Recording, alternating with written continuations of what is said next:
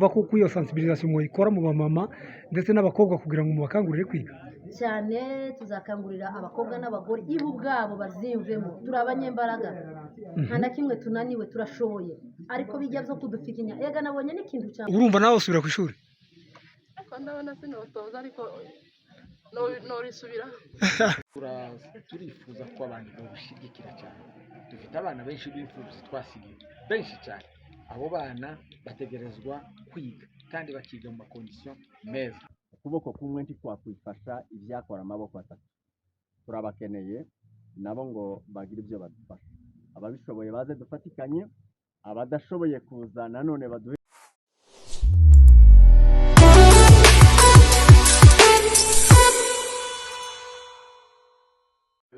Simama.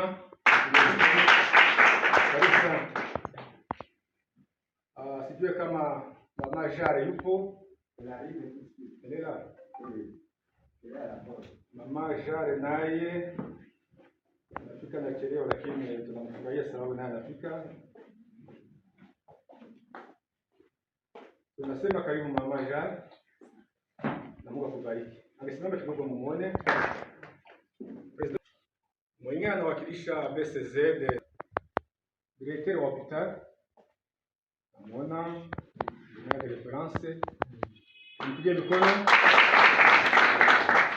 Karibu sana, tunasema karibu. Tunawarika marevera pastor wote wa makomite mbalimbali. Kama wamefika wamesimame, nachoka. Sawa, mketi. Karibu sana. Asante na mketi. Watu wae na waasista wote wamesimama wote. Basi mketi. Karibu sana ya collation de grade walolea wetu, wanafunzi wetu ambao walimaliza miaka ya shule kwa ajili ya kupewa shahada zao au vyeti vyao. Malolea wote wasimame. Wapige mikono. Asante na mketi.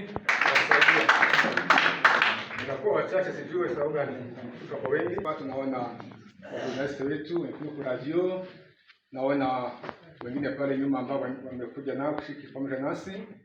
Mainvite wote ambao wanafika hapa, mimi ninazo invite wenye wako hapa, tunasema karibu sana. Wote mkaribie kusudi muwe furaha yetu kwa siku ya leo. Bila kukawia, tunakwenda kupanda neno kwa mheshimiwa burgomestre. Yeye atatoa neno ouverture solennelle ya kikao chetu cha siku ya leo. Mheshimiwa, karibu. Karibu sana.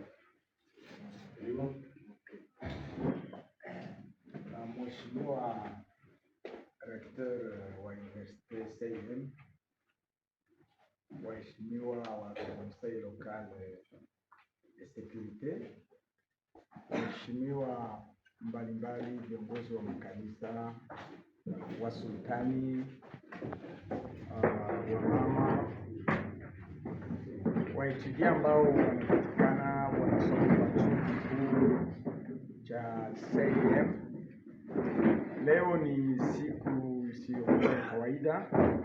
Nyuma ya labeur mingi, kazi nyingi, tunafikia leo ku siku ya collation de grade. Maana yake ni siku, kama tunaweza sema kwa terme zetu bazo tunazoea, ni siku ya kuvuna. Ni siku tulipanda après kazi nyingi, leo tunavuna. Peut-être pour votre mémoire, mnakumbuka Minembwe ya jana jinsi ilikuwa kijiji. Hatu kusema neno Universite Minembwe, hatu kusema neno sous-division, haikusemeka hapa, hatu kusema neno Hopital General na vingine. Lakini kwa leo, comme Minembwe tulisonga mbele na inaanza kuwa centre de rayonnement. Centre de rayonnement maana yake watu, hata mtu wa mbali anaanza kutuona. Universite inasaidia ouverture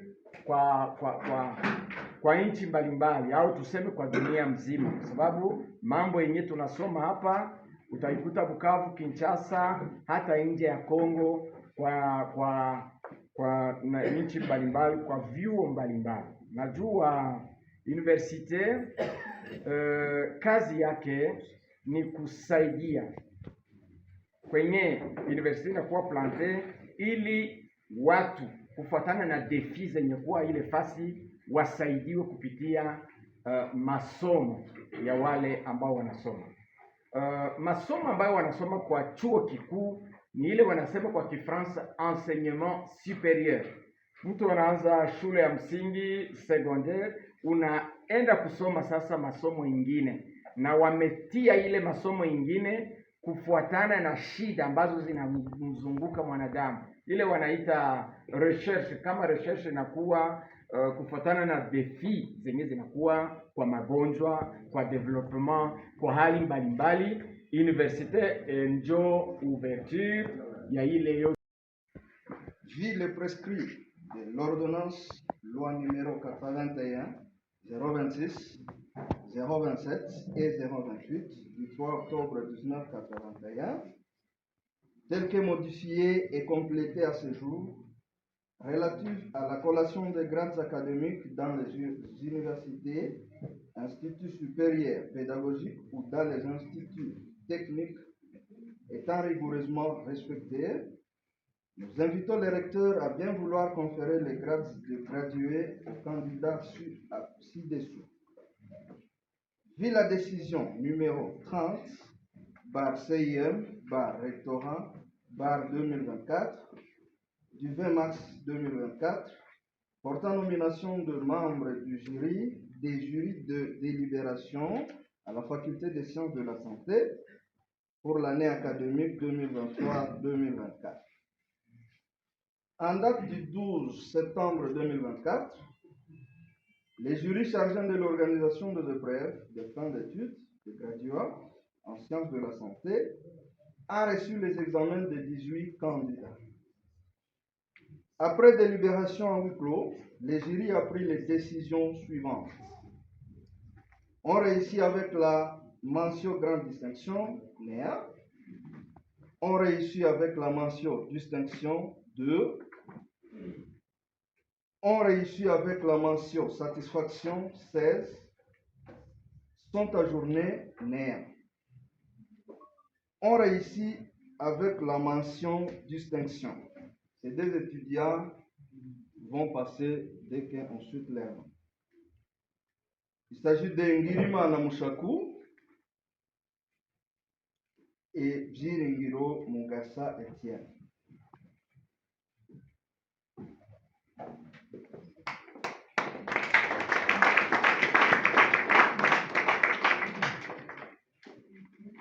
On réussit avec la mention satisfaction.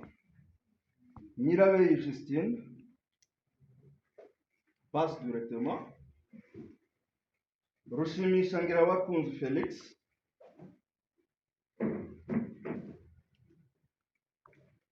Sadam Mutungirwa. Senga Rumenge. Bukuru Ndakize. Muforomi Semuriga. Ombeni Litumira Olivier. Mpore Bishimo. Nansingizwa Nahumure Jolie. Ndao Tuli Muhasha. Biamasu Sahiriza. Kazungu Nakikunda. Kazigawa Yunusi Boss. Fashingabo Faustin. Nyandubura Jolie. Murokore Kimararongo. Fête à Minembwe le 5 octobre 2024 pour la faculté des sciences de la santé. Nous sommes André de la faculté. Nous essayons, ici représentés par le secrétaire général académique, de venir coller ces joyeux lauréats de notre faculté.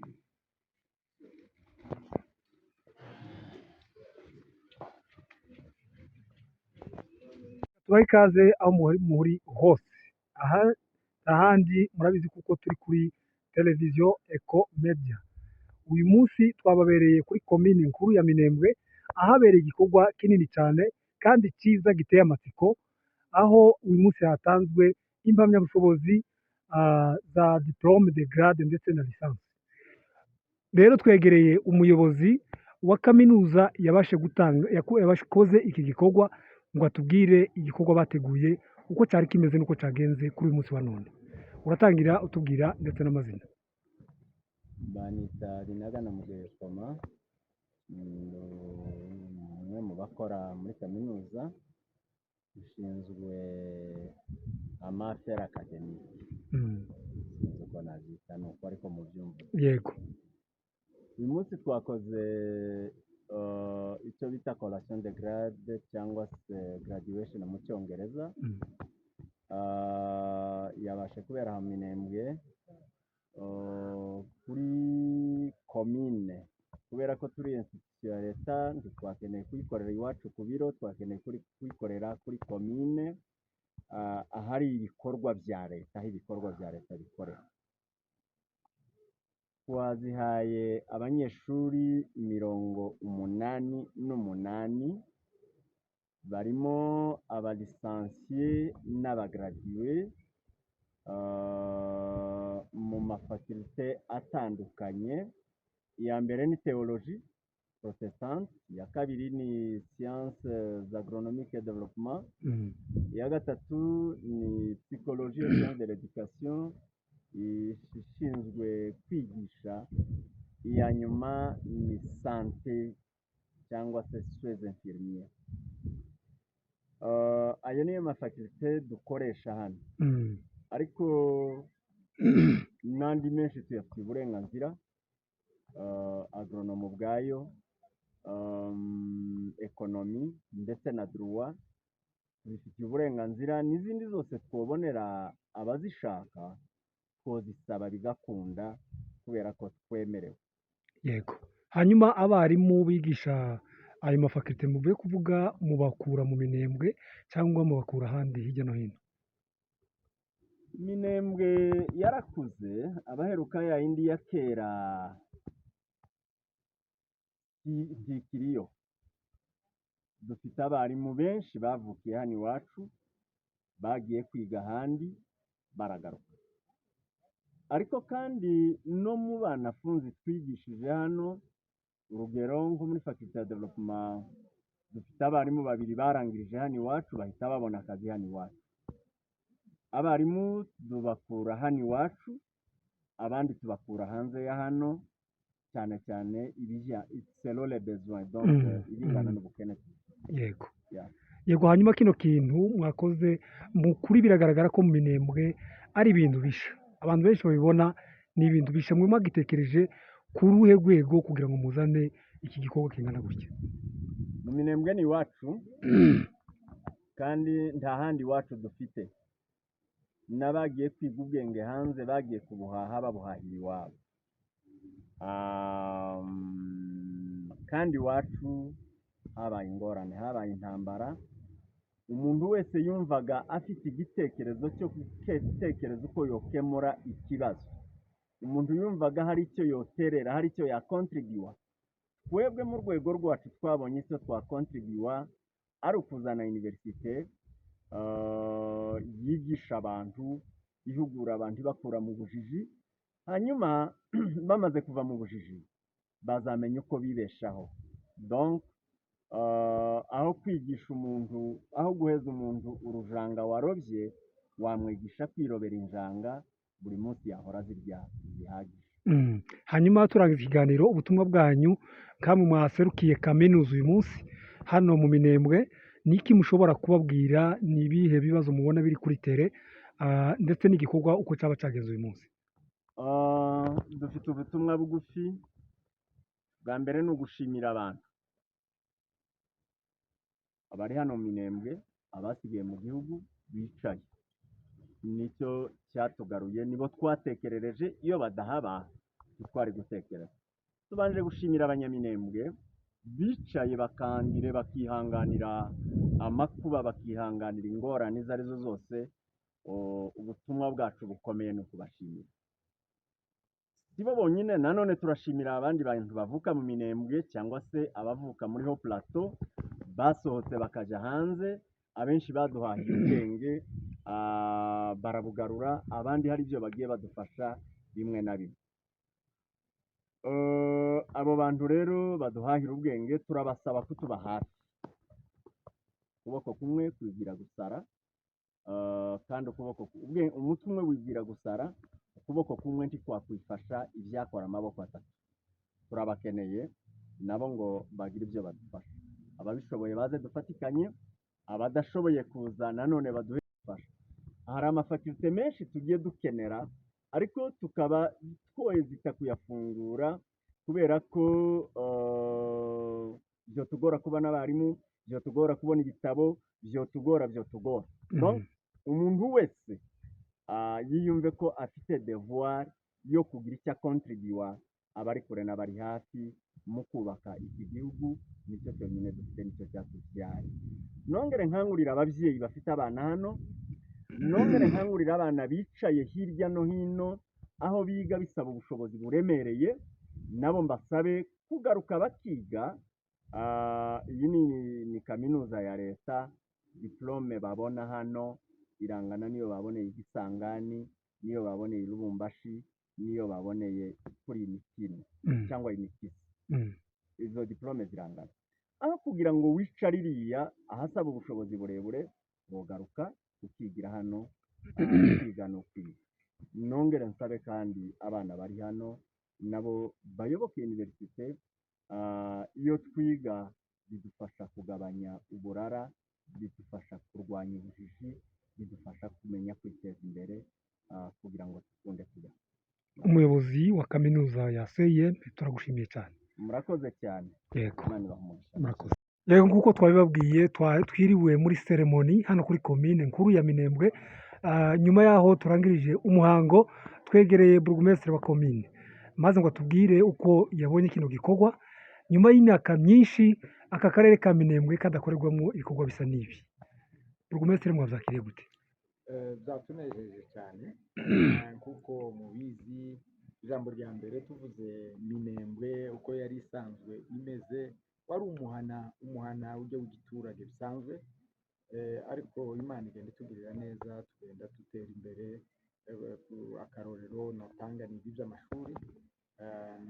Bwari ubwa mbere muri ino myaka ya nyuma kumva ngo dufite kaminuza, dufite amashuri ya segonderi meza, dufite centre examen d'etat, dufite ibiro biserukira minisitiri hano bya subdivision bijyanye n'amashuri, hano babyita fizi 5. Ibyo byose ni ibintu bigaragaza ko imibereho yacu yagiye ihinduka.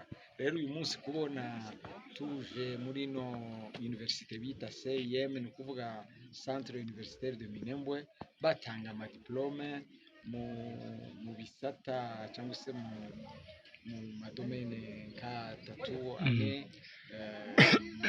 kiganga, mu burezi nyine, no mu iterambere ndetse n'ubuhinzi.